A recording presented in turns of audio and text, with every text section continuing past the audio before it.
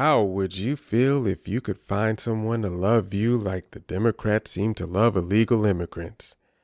Well, today's stories feature Democrat leaders sticking up for the undocumented, like a governor who's going to help pay for college, one who resists Trump's deportations, and another seeing the repercussions of handing out licenses. First is J.B. Pritzker, my guy, my governor.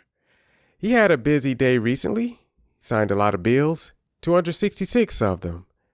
His hand must have been tired at the end of that day. A couple had to do with non-citizens. The first one gave Cook County Public Defender the ability to represent non-citizens during immigration hearings. But the big one, the second one, had to do with financial aid programs.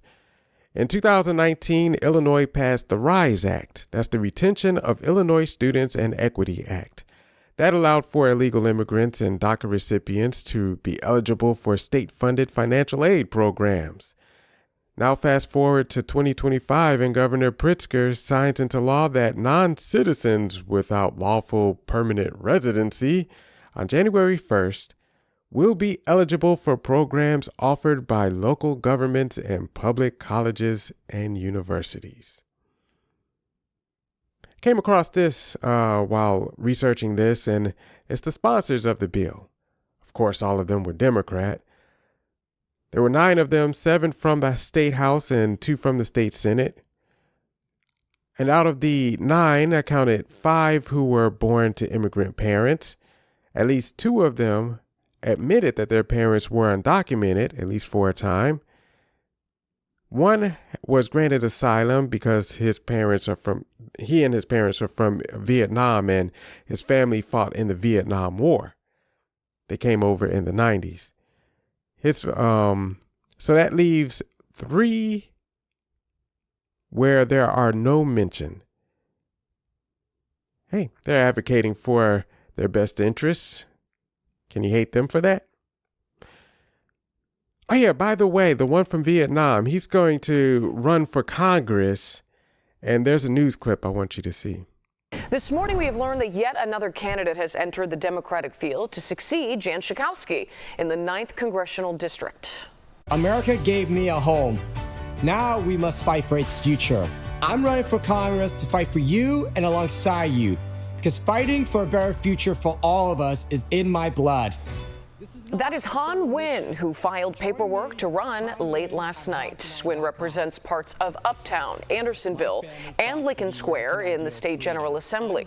He released this campaign video this morning, becoming the 11th candidate to enter the race for the Democratic nomination. He joins other popular elected officials in the area, including Evanston Mayor Daniel Biss and State Senator Laura Fine. The 9th District sweeps along the lakefront from Uptown through Evanston and Skokie before jogging west to Morton Grove and all the way out to Algonquin. Catch that at the end, that map? With all this redistricting and gerrymandering that's been in the news lately, it really brings to attention, to the forefront, just how ignorant these maps are. So our next story, at the beginning of August, the Justice Department published a list of sanctuary jurisdictions. Let's have a look at some. Okay, so let's see. I see Colorado, California. Hey, there's Illinois. Let's see, what else? I think I see Cook County. There it is. And let's see, how about some cities? Albuquerque. Someone took a... So Albuquerque, Boston, Chicago, Philadelphia, Portland, Seattle, the usual suspects.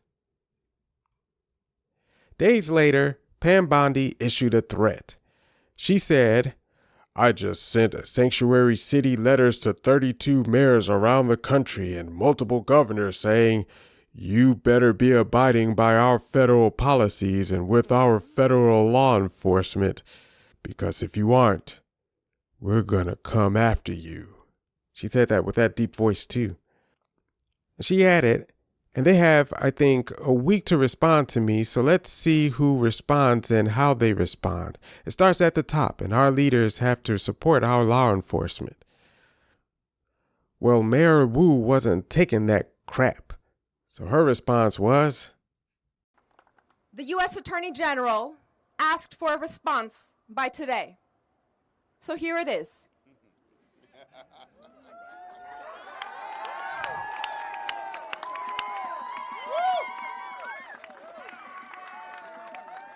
Here is our response. Stop attacking our cities to hide your administration's failures.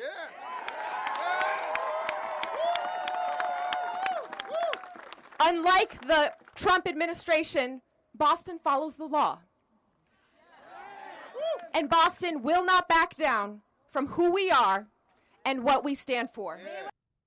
And then there's Governor Gavin Newsom. Gavin. You seen the truck driver that made that U-turn that led to the fatal crash? 3 people unfortunately died. That truck driver was illegal, and he got his commercial driving license from, you guessed it, California. And he also had one from the state of Washington. Shout out to Washington. The Transportation Secretary, Sean Duffy, revealed that the driver failed English and couldn't read road signs. So just going by these Democrats' actions, this is just a taste. This is just recently. What they do for the undocumented, how far they're willing to stick their neck out for them. Why can't we, the rest of the citizens, the ones born here, why can't we get that love? Well, maybe not. Maybe don't worry about it. Maybe it's not love after all. Maybe it's something else. Hope you enjoyed the show. So long, everybody.